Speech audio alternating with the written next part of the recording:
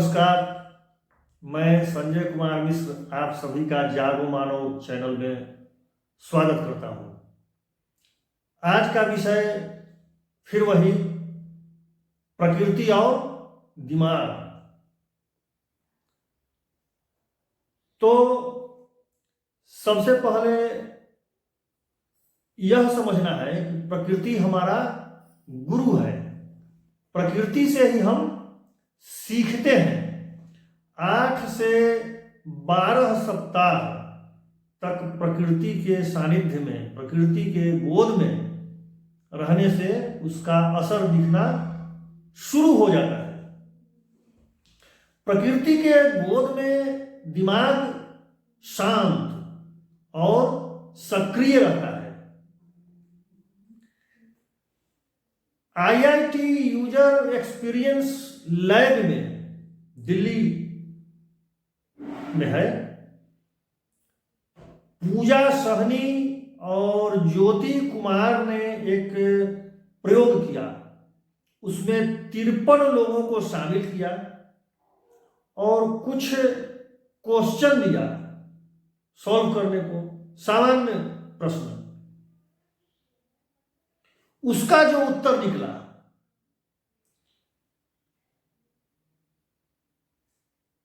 उसको संधारित कर लिया। फिर उन्हीं लोगों को सिमिलर क्वेश्चन दिया गया।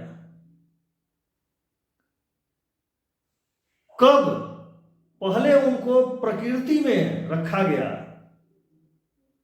45 मिनट, और प्रकृति में रखने के बाद फिर उनको लैब में लाया गया और क्वेश्चन दिया गया। तो इस बार का क्वेश्चन अलग तो था, लेकिन लगभग वैसा ही था, सामान्य। सभी ने बहुत ही अच्छा से, सरलता से और कम समय में उसका सटीक उत्तर दिया। प्रकृति का प्रभाव दिमाग पर पड़ता है, इसमें कोई संशय की बात नहीं है। दिमाग पर, स्वास्थ्य पर अब हम आते हैं। ये तो हो गया कि प्रकृति के साथ तालमेल बैठा करके रहना है, प्रकृति के विरुद्ध आचरण नहीं करना है। प्रकृति से कोई नहीं जीत पाया है, प्रकृति के साथ चलना होगा। प्रकृति हमारा गुरु है। जैसे पतझड़ देखते हैं, पेड़ बिल्कुल ठूठ हो जाता है, सूख जाता है। इसका मतलब यह नहीं कि मृत्यु, वह मर गया पेड़, ऐसा नहीं है। फिर अनुकूल समय आएगा और उसमें पत्तियां लगेगी, वो हरा भरा हो जाएगा। पग पग पर हम प्रकृति से सीख सकते हैं।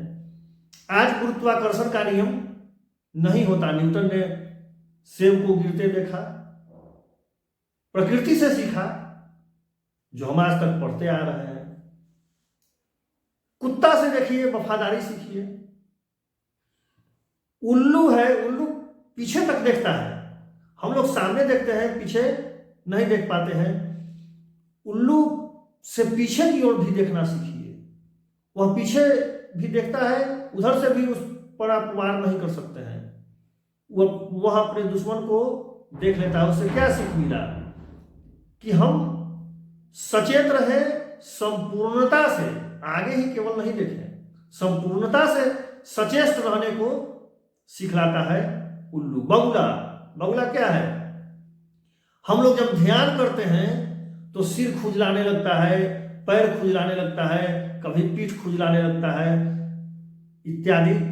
यानी इंद्रियों पर नियंत्रण नहीं रह पाता है। बगुला क्या है? सारे इंद्रियों पर नियंत्रण रखता है और अपने लक्ष्य की ओर एकाग्रता से ध्यान दिए हुए रहता है। उसको अपने इंद्रियों पर नियंत्रण है और तभी वह एकाग्रचित्त हो सकता है। बंदर क्या है? हमेशा उछल कूद, फूर्ति रहता है, उत्साह में रहता है। बंदर उदास नहीं रहता है बैठा हुआ, हमेशा दुख में नहीं रहता है, हमेशा प्रफुल्लित रहता है, उछल कूद मचाते, धूम मचाते रहता है। अब हम देखते हैं घोड़ा, तो घोड़ा से क्या सीखते हैं? थकना नहीं, निरंतर काम करते रहना। गधा से भी सीखते हैं। गधा बेचारा क्या है? शांत रहता है और अपने जिम्मेवारी का वहन शांति से करते रहता है।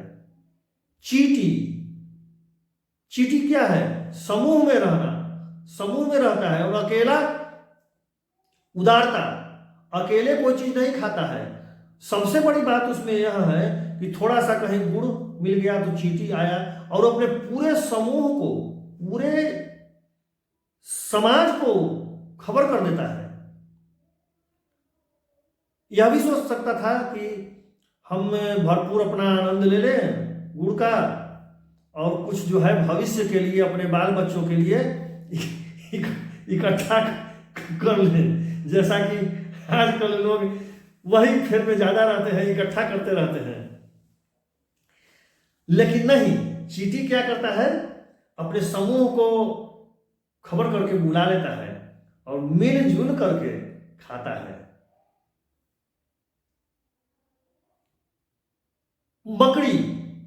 मकड़ी से हार नहीं मानना सीखिए। जाला लगाता है, उसके जाला को हम लोग साफ कर देते हैं, तोड़ देते हैं, समाप्त कर देते हैं, फिर वो हम मानता नहीं, फिर भी मकड़ी अपना काम कर जाता है, जाला बना ही देता है। चींटी में भी वही बात है। चींटी जब एक जगह जाना शुरू किया तो गिरेगा फिर जाएगा। जब तक पार बाधा को नहीं कर जाता है तब तक वह अपना प्रयास छोड़ता नहीं है। शेर लक्ष्य निर्धारित कर लिया, उसको पकड़ेगा ही। बीच में आजू बाजू में आसान लक्ष्य भी मिल जाता है उसको। हिरण का झुंड जा रहा है, जिस हिरण को टारगेट किया उसको जाकर के वो पकड़ेगा ही। अगल बगल वाला हिरण को छोड़ देगा, वह भी जिम्मेवारी का निर्वहन करता है, भरपेट खा लेता है। खाने के बाद वो अपने प्रजा के लिए छोड़ देता है। सियार, कुत्ता, लोमड़ी, जो भी और है, लकड़बग्घा है, आता है लोग बाद में खाता है। तो प्रकृति से हम पग पग पर सीखते हैं और प्रकृति के साथ चलना सीखिए। मूल मेरा कहने का मकसद यही है कि प्रकृति के विरुद्ध चलने से आपका स्वास्थ्य खराब होगा, आपका दिमाग कमजोर होगा, नए न्यूरॉन्स नहीं बनेंगे, पहले वाले न्यूरॉन्स जो है वो मृत होंगे, टूटेंगे, समाप्त होंगे, अवसाद में जाएंगे, डिप्रेशन में जाएंगे, तनाव में रहेंगे। मूल बात यही है कि प्रकृति के साथ चलिए।